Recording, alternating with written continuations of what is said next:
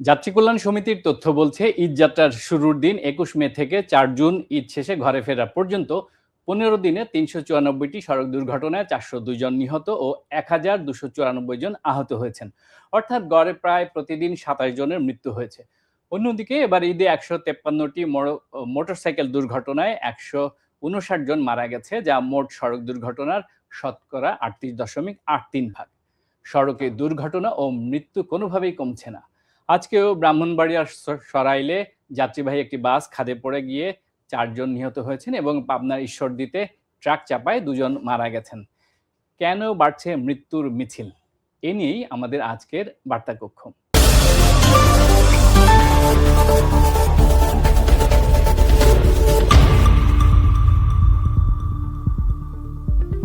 আজকে আমাদের আলোচনার বিষয় শুনলেন।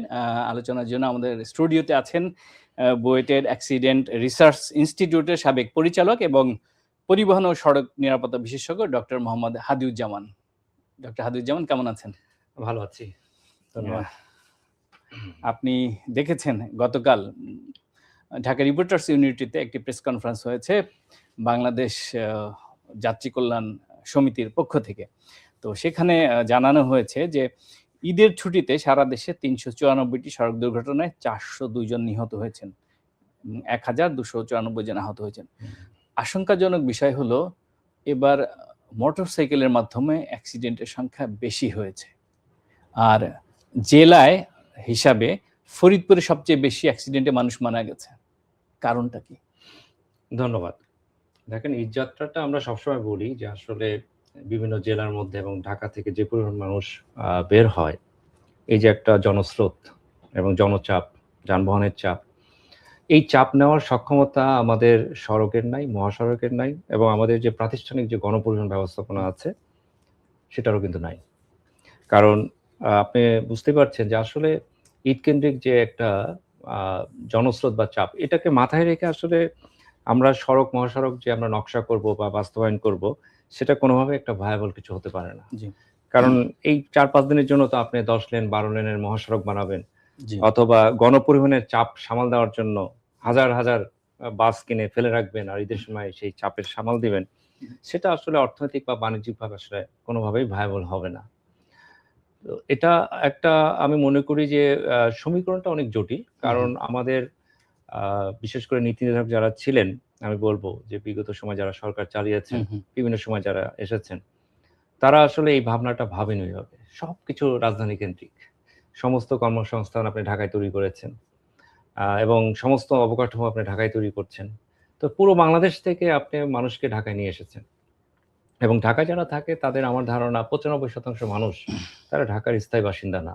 ঈদের সময় তারা ফিরবে, এটাই স্বাভাবিক। তো এই যে একটা এক্সেন্ট্রিসিটি তৈরি হয়েছে, অর্থাৎ হঠাৎ একটা চাপ আসা, এটা আমি যেটা বললাম আসলে পলিসিগত বা নীতিগত কিছু আমাদের ভুল হয়ে গেছে। এই ভুলের মাসুলই কিন্তু আমরা এখন দিচ্ছি।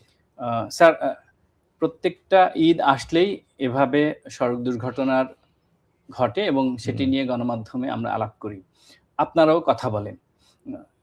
এই যে কথা বলা, এই যে সচেতন করার কথা দীর্ঘদিন ধরেই আপনারা বলে আসছেন, কিন্তু আমাদের একটা জায়গাতে ফুল স্টপ দিতে হবে। অবশ্যই অবশ্যই। আমাদের মানে এই যে মৃত্যুর সংখ্যা আমরা তো কমাতে পারছি না, কারণটা কি? খুব ভালো প্রশ্ন। প্রথমে একটা জিনিস আমি একটু বলে নিই, আসলে সড়ক দুর্ঘটনা বা নিরাপদ সড়ক যখন আমরা বলি, এটা একটা কোনো কালচারের বিষয়, এটা একটা সংস্কৃতি। এটা এমন না ঈদ আসলেই আপনি স্লোগান দিবেন যে সবকিছু ঠিক হয়ে যাবে, ব্যাকরণ ঠিক হয়ে যাবে, কোনো আনফিট গাড়ি চলবে না, কেউ রেলের ছাদে উঠবে না, আমরা যে কথাগুলো শুনি। এটা সারা বছরই আপনাকে চর্চা করতে হবে, এটা দরদ দিয়ে আপনি সারা বছরই এটা আপনাকে চর্চা করতে হবে। শুধুমাত্র ঈদের সময় যদি আমরা বলি সব পরিবর্তন হয়ে যাবে, এটা কিন্তু রাতারাতি পরিবর্তন হবে না। আমরা সবসময় দেখি আসলে ঈদের সময় এই তোড়জোড়গুলি হয়, ঈদ কেন্দ্রিক। সারা বছর আমরা ঘুমিয়ে থাকি অনেকটা। তো সে জায়গায় আসলে আপনি দেখেন যে আমরা আমাদের শুধুমাত্র দেশের তথ্য না, আমরা যদি ওয়ার্ল্ড হেলথ অর্গানাইজেশনে তাতে পরিসংখ্যানও দেখি, এটা কিন্তু ভয়াবহ। আজ থেকে ৪-৫ বছর আগে আমরা দেখেছি যে আমাদের ১৮৮টা দেশের মধ্যে কিন্তু র্যাঙ্কিং হয় দুর্ঘটনার ক্ষেত্রে কে কোথায় আছে। বাংলাদেশ একসময় ছিল ৮৮ নম্বরে, সে এখন ধাপের অবনতি হয়ে এখন ১০২ নম্বরে চলে গেছে। কিন্তু এই এক যুগে কিন্তু আপনি অনেক বিনিয়োগ করে ফেলেছেন। বহু মহাসড়ক আপনি ৪ লেন ৬ লেন করেছেন, এক্সপ্রেসওয়ে করেছেন, ঝকঝকে রাস্তা বানিয়েছেন। তো আপনি যে প্রশ্ন করছেন তাহলে তো আমি সড়ক তৈরি করলাম, মহাসড়ক হুম, তৈরি হুম, করলাম, এক্সপ্রেসওয়ে তৈরি করলাম, কিন্তু আমার তো আসলে দুর্ঘটনা কমার কথা। মজাটা ওই জায়গায়। দুর্ঘটনা কোনো সময় শুধুমাত্র একটা ফ্যাক্টরের উপর ডিপেন্ড করে না। অনেকগুলি ফ্যাক্টর একসাথে কাজ করে। শুধু সড়ককে আমার নিরাপদ করলে হবে না। আমার যানবাহনকে নিরাপদ করতে হবে, চালককে আমার নিরাপদ হুম, করতে হবে, যাত্রীকে নিরাপদ করতে হবে, ট্রমা ম্যানেজমেন্ট হুম, হুম, সেখানে আমার পরিবর্তন আনতে হবে। আপনি সেই জায়গায় তো পরিবর্তন হয়নি। আপনি সেই লক্কর-ঝক্কর বাস, আপনি সড়কের গতি বাড়ানোর চেষ্টা হুম, হুম, করছেন, কিন্তু এই গতির সাথে মানানসই করে যে যানবাহন চলবে, হুম, সেই যানবাহন তো আপনি রাস্তায় নামাতে পারছেন না। আমরা কিন্তু প্রতি বছরই দেখছি যে আমাদের সড়ক মহাসড়কের যে আনফিট গাড়ির সংখ্যা, হুম, সেটা কিন্তু আরো বাড়ছে। এবং তার সাথে দেখেন সমীকরণ তো আসলে জটিল হচ্ছে। একসময় যখনই মহাসড়কে দুর্ঘটনা হতো, আমরা যেটা বলতাম যে নসিমন করিমের সাথে বাসের সংঘর্ষ। জি, এখন আপনি কি শুনবেন? এখন শুনবেন নসিমন করিমের সাথে অটোরিকশা অথবা নসিমন করিমের সাথে মোটরসাইকেল, মোটরসাইকেল। অর্থাৎ এই সমীকরণটা আগের জায়গায় নাই। সমীকরণের সাথে আরো অনেকগুলি ফ্যাক্টর যুক্ত হয়ে গেছে। তো এই কারণে আমি বললাম যে আসলে শুধুমাত্র সড়ক, আমরা অবকাঠামো কেন্দ্রিক আমাদের ফোকাসটা অনেক বেশি। কারণ এখানে বিনিয়োগটা ভারী। তো পলিসি এন্ডে যারা আছে তারা বিনিয়োগ করতে চায়। মহাসড়ক তৈরি করবে, এক্সপ্রেসওয়ে তৈরি করবে। এমনকি দেখেন এক্সপ্রেসওয়ে হাইয়েস্ট স্ট্যান্ডার্ড এ আমরা দেখলাম যে দুর্ঘটনার পরিসংখ্যান বলছেন গত ৯ মাসে আমাদের ৩০০ ফিট যে আমরা সড়কটা বলি, এত ওয়ার্ল্ড ক্লাস একটা সড়ক। জি, সেখানে আমরা দেখেছি প্রায় ৩২ টা লাশ, জি, তরুণ যারা। সেখানে আপনি এক্সপ্রেসওয়ে বানালেন, তারা রাতে সেখানে এটাকে রেসিং ট্র্যাক বানিয়ে ফেলেছে। সেখানে তারা প্রতিযোগিতা করছে। মধ্যরাতে একটা মরণ খেলায় তারা নেমে মেতে যাচ্ছে। উঠেছে, হ্যাঁ। তো এখানে তো সচেতনতারও আমরা ঘাটতি দেখছি। সে কারণে বলছি এটা একটা কমপ্লিট প্যাকেজ। শুধু সড়ক, মহাসড়ক, ফ্লাইওভার, এক্সপ্রেসওয়ে না। আপনার আরো অনেকগুলি জায়গায় আসলে আমার গ্রামাটিক্যালি পরিবর্তন আনতে হবে। সেই গ্রামাটিক্যালি পরিবর্তনটা হচ্ছে, কিন্তু এটা আরো খারাপের দিকে যাচ্ছে আমি জি। বলব। এটা আর আসলে উন্নতি হচ্ছে না। যে কারণে বললাম ধাপে কিন্তু আমরা নেমে যাচ্ছি। আপনি দেখেছেন যে পদ্মা সেতুতে উম সবচেয়ে বেশি দুর্ঘটনা ঘটছে। ঈদের সময় খুবই মর্মান্তিক ঘটনা ঘটেছে। আ ঢাকা থেকে যশোর যাওয়ার সময় প্রবাসী ছেলে এসেছে। হুম, ১০ বছর পরে দেশে এসেছে, তাকে বিয়ে দিবে। মা, ভাই, বোন সহ পরিবারের সদস্যরা তাকে রিসিভ করতে গেছে। ফেরার সময় পদ্মা সেতুর আশেপাশে এলাকায় একটি ট্রাকের সঙ্গে ওই প্রাইভেট কার লেগে যায়। সড়ক হুম, দুর্ঘটনা হয়। সেখানে মা মারা গেছে, বোন মারা গেছে, ভাই মারা গেছে, ৪ জন মারা গেছে ড্রাইভার সহ। ওই ছেলেটাও মারা গেছে।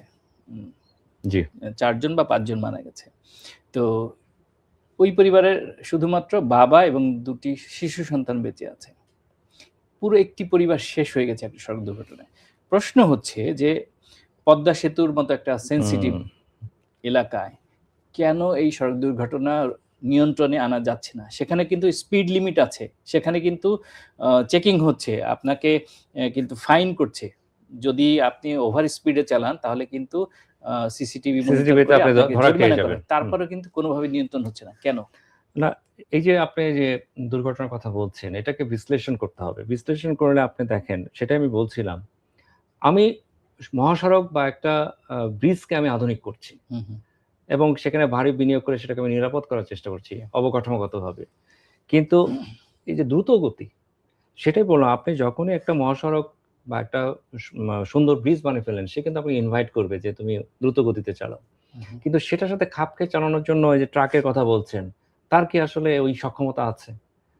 এবং একই সাথে বিশেষ করে আমরা ঈদ কেন্দ্রিক যেটা দেখি, হুম, যে চালকরা এবার ঈদেও কিন্তু বলা হয়েছিল যে ভারী যানবাহন চলবে না। জি। কিন্তু আমার ধারণা এবার ঈদে সবচেয়ে বেশি ভারী যানবাহনের উপর যাত্রী পরিবহন হয়েছে। হুম, এক ভয়াবহ পরিস্থিতি আমরা দেখেছি। বিশেষ করে উত্তরবঙ্গ যাত্রাগুলো যেমন দেখি। তো সেই জায়গায় আসলে আপনি সিসিটিভি দিয়ে আপনি দুর্ঘটনা দেখতে পারবেন। কিন্তু দুর্ঘটনার যে রুট কজ, হুম। সেই রুট কজ গুলি তো আপনাকে নির্ধারণ করতে হবে। আপনি যেটা আমি বারবার বলছি, ভারী যানবাহন, আপনি এই দুর্ঘটনার মধ্যে আমরা তো পরশুদিন একটা দুর্ঘটনা ওই একই দেখলাম। ভাগ্য ভালো হুম, সেখানে হুম। যাত্রী ছিল না। আপনি দেখেছেন? এই জি। সেই পন্টুন থেকে পন্টন বাস থেকে পড়ে গেল। একই কায়দায় আমি বলব একই হুম। কায়দায় পড়েছে। শুধুমাত্র ওই যে আপনি বলছেন দৌলতদিয়া ঘাটে। দৌলতদিয়া ঘাটে। সুবিধাটা হলো আমরা এটা নিয়ে অনেক কথা বলেছি। হুম, হুম। যেখানে একটা বিধান আছে যে জি। আপনাকে ফেরিতে ওঠার আগে যাত্রী নামাতে হবে। যে যাত্রী নামানোর কারণে হুম, এখানে আসলে প্রাণহানির ঘটনা ঘটেনি। তো একই ঘটনা তারা বলছে ব্রেক ফেল করেছে।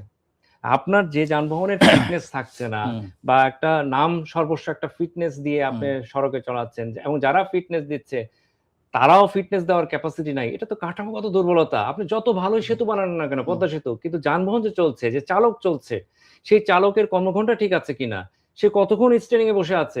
এটা তো আপনি সিসিটিভিতে মনিটরিং করতে পারবেন না। এটা তো কাঠামোগত আচ্ছা। একটা হুম, দুর্বলতা। হুম। সড়ক আপনি যতই ভালো বানান না কেন, আমরা ঝুঁকি তো সব জায়গায় ছড়িয়ে গেছে। দুর্ঘটনা যে কোথায় কখন হবে এটা তো আমরা কেউ আসলে প্রেডিক্ট করতে পারছি না। সেটা এক্সপ্রেসওয়েতে হচ্ছে, অনেক সময় গ্রামীণ সড়কে হুম, হচ্ছে, হুম, হুম। আপনার সেতুতে হচ্ছে, এমনকি হাট বাজারেও হচ্ছে। তার মানে ঝুঁকি সব জায়গায় ছড়িয়ে গেছে। যে জায়গাগুলি আমি বললাম হুম। অনেকগুলি ফ্যাক্টর আছে। এই ফ্যাক্টর গুলিতে তো আপনার আসলে উন্নতি হয়নি। স্যার, এই যে বাংলাদেশ সড়ক পরিবহন আইন জি, ২০১৮, জি। এটি নিয়ে স্যার দীর্ঘ হুম, আলোচনা, তর্ক বিতর্ক, সমালোচনা সেই অনেক আগে থেকেই চলছে। ধরেন যে একটা অ্যাক্সিডেন্ট হলে যদি চালকের অপরাধ সেখানে প্রমাণ হয়, সর্বোচ্চ ৫ বছরের ৫ বছর। কারাদণ্ড এবং ৳৫,০০,০০০ জরিমানা। ঠিক আছে? যদিও ৯০ দিনের মধ্যে ক্ষতিপূরণ দেওয়ার হুম, কথা রয়েছে। কিন্তু সেখানে তো এই যে ১০৫ ধারায় যে অপরাধ ও শাস্তির ধারা আমি যদি একটু জি, পড়ি, যদি কোনো চালকের বেপরোয়া বা অবহেলাজনিত ড্রাইভিং এর কারণে মৃত্যু বা গুরুতর আহত হয়, তবে এটি একটি অপরাধ এবং এর জন্য সর্বোচ্চ ৫ বছর কারাদণ্ড বা ৳৫,০০,০০০ জরিমানা বা উভয় দণ্ড হতে পারে। সেক্ষেত্রে যদি ড্রাইভার বলেন যে, "আমি তো ইচ্ছে করে মারিনি, আমি ব্রেক ফেইল করছি। আমার গাড়ির ত্রুটিপূর্ণ ছিল।" সেক্ষেত্রে বাসের মালিককে ধরবে। ঠিক আছে? তার একটা আইনের ফাঁক-ফোকর দিয়ে বের হয়ে যাওয়ার সুযোগ আছে। এই আইনটা কিভাবে আরো কঠোর করা যায়? চমৎকার প্রশ্ন। প্রথম কথা হচ্ছে এই যে আমাদের সড়ক পরিবহন হুম, আইন ২০১৮ আইন আপনার নিশ্চয়ই মনে আছে। এই আইনটা আমাদের যে স্পিরিট নিয়ে আমরা তৈরি করেছিলাম। হুম, হুম। আমাদের একটা স্পিরিট ছিল যে একটা আধুনিক একটা আইন হবে। সড়কে আসলে আইন ভিত্তিক একটা পরিবহন ব্যবস্থাপনা তৈরি হবে। সেখানে আসলে নিয়ম মানার একটা সংস্কৃতি তৈরি হবে। আচ্ছা, কিন্তু আচ্ছা। আইনের আপনি একটা ধারা পড়লেন, এরকম জি, ১০ থেকে ১২ টা ধারা আছে, যেটাকে আসলে খণ্ডিত বিখণ্ডিত করে এমন জি। জায়গায় নিয়ে আসা হয়েছে, এটা এখন আর আসলে আ যাত্রী বান্ধব বা চালক বান্ধব নাই। এটা অনেকটা আসলে একটা গোষ্ঠী বান্ধব হয়ে গেছে আমি হুম। বলব।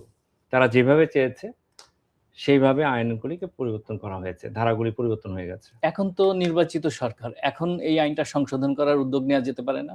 অবশ্যই এটা সংসদে যেতে পারে। এটা নিয়ে আলোচনা হতে পারে। তবে সবচেয়ে বড় কথা হচ্ছে আমি নিজেও অনেক সময় আসলে একটু বলব যে হতবাকই হই। আসলে আইন কিন্তু কোন একটা পার্টিকুলার কোন একটা গোষ্ঠীকে কেন্দ্র করে তৈরি করা হয় না। এখানে বলা হচ্ছে চালক। হুম, চালক তো একটা ব্যক্তিগত গাড়ির চালকও হতে পারে। সেটা ভারী যানবাহনের হুম, চালক হুম, হতে পারে। কিন্তু আমি জানি না যখন এই ধরনের আইন তৈরি হয়, দেখা যায় ভারী যানবাহন কেন্দ্রিক যারা আছে, হুম, ওই হুম, মালিক শ্রমিক সংগঠন, তারা সবসময় এটাকে মনে করে এটা তাদের জন্য একটা চাপিয়ে দেওয়া একটা বিষয়। হুম। কিন্তু আসলে এটা তো সবার জন্যই। যেকোনো চালক যদি সে তার বেপরোয়া পরিচালনার কারণে যদি একজন নিরপরাধ মানুষ সড়কে মারা যায়, অবশ্যই তাকে পানিশমেন্ট পেতে হবে। এটা তো আসলে আন্তর্জাতিকভাবে একটা সিদ্ধ একটা আইন। সেটা সব জায়গায় আছে। আপনি এই যে ৳৫,০০,০০০ র কথা বলছেন, এটা তো আসলে আমি বলব অতি সামান্য। পৃথিবীর সব দেশে কি জি। হয়? আপনি দুর্ঘটনায় নিহত হওয়ার পর যে অথবা যে ভিকটিম হুম, সে যখনই আসলে কোর্টে যাবে, কোর্ট কিন্তু শুধুমাত্র থোক বরাদ্দের কথা ভাববে না। তার বয়স কত? সে হুম, আরো কতদিন বাঁচবে? তার যে জীবদ্দশায় আরো কতদিন সে কর্মঠ থাকতে পারত? কত সে এ আয় করবে? এবং সবচেয়ে বড় কথা হচ্ছে আপনি নিশ্চয়ই জানেন যখন একজন নিহত হয় বা মারাত্মকভাবে আহত হয় অথবা কোনো অঙ্গহানি হচ্ছে, পরিবারের অন্যান্য সদস্য তাদের যে পেইন এবং হুম, গ্রিফ হুম, হুম। সেটারও কিন্তু একটা আর্থিক মূল্য আছে। সে তো কর্মজীবনে মনোনিবেশ করতে পারছে না। সে যেভাবে আসলে কাজ করা সে পারছে না। সে তো সব সমাজের বোঝা, বোঝা, পরিবারের বোঝা হয়ে গেল। বোঝা। তাহলে এটা কিন্তু সার্বিকভাবে আপনাকে একটা হিসাব-নিকাশের ব্যাপার হুম, আছে। হুম। শুধু ৳৫,০০,০০০ আপনারা থোক বরাদ্দ দিচ্ছেন। এটাও তো একটা সামান্য আমি বলব। কিন্তু সেটাও তারা অনেক সময় মানতে চায় না। আপনারা তো দীর্ঘদিন ধরে এই আইনটা নিয়ে কথা বলছেন। আ সেটা হচ্ছে যে আগের সরকারের সময় আমরা দেখেছি শাহজাহান খান এবং এনায়েতুল্লাহদের মতো প্রভাবশালী যারা পরিবহন শ্রমিক ফেডারেশনের নেতা ছিলেন, তাদের কারণে আইনটাকে সংশোধন করা হয়নি বলে অভিযোগ অভিযোগ ছিল। আছে। জি। তো এখন তো নির্বাচিত সরকার। মাঝখানে আমরা ২ বছর ইন্টারিম গভর্নমেন্টকে দেখেছি। আ আমি যতদূর জানি মাননীয় প্রধানমন্ত্রী আপনাকে এর আগে ডেকেছেন সড়ক পরিবহন ব্যবস্থা নিয়ে কথা বলার জন্য।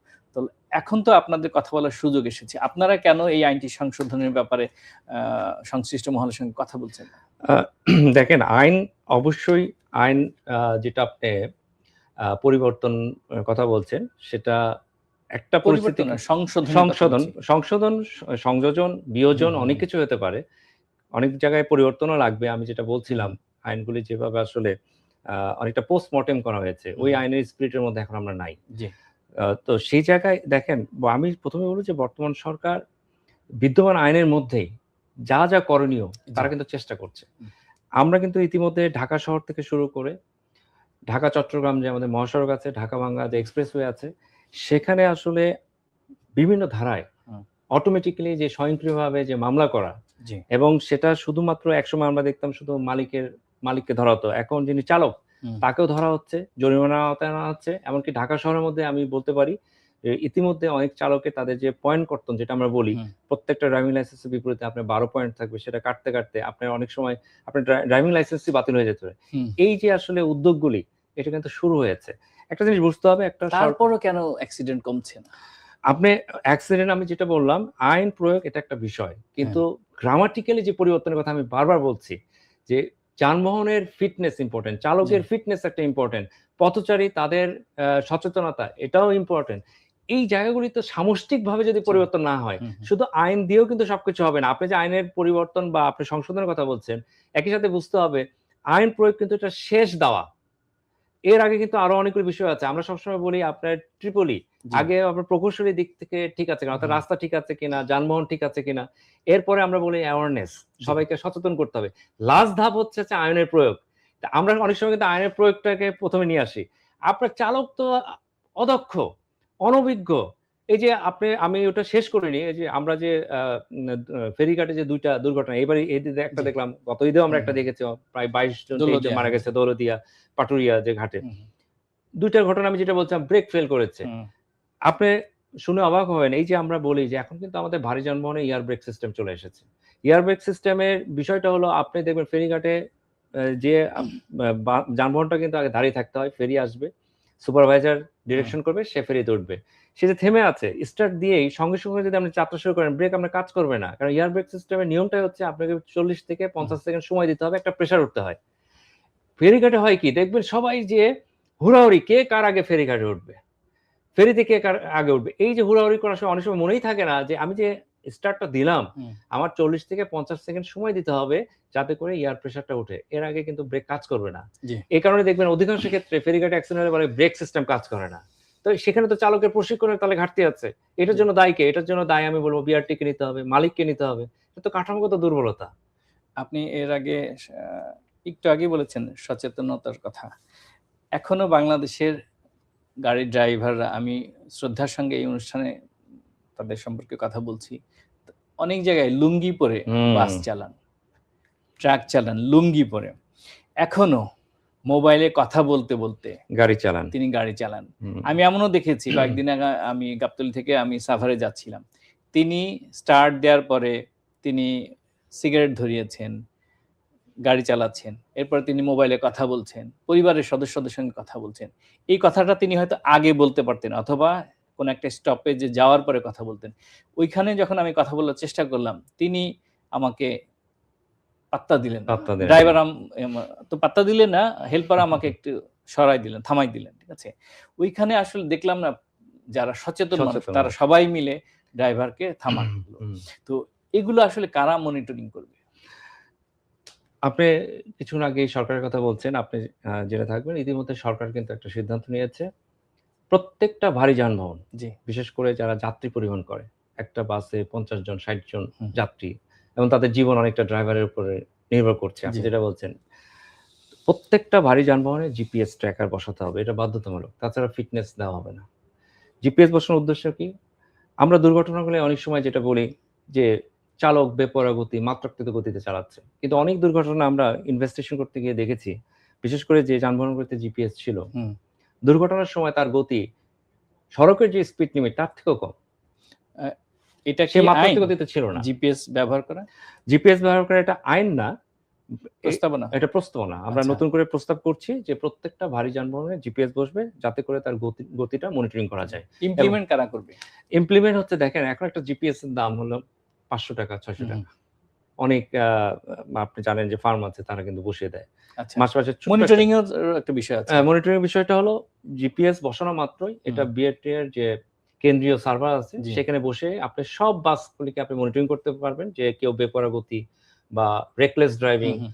করছে কিনা।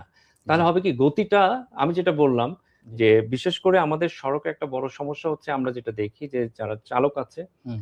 তারা দীর্ঘ সময় সড়কে থাকছে।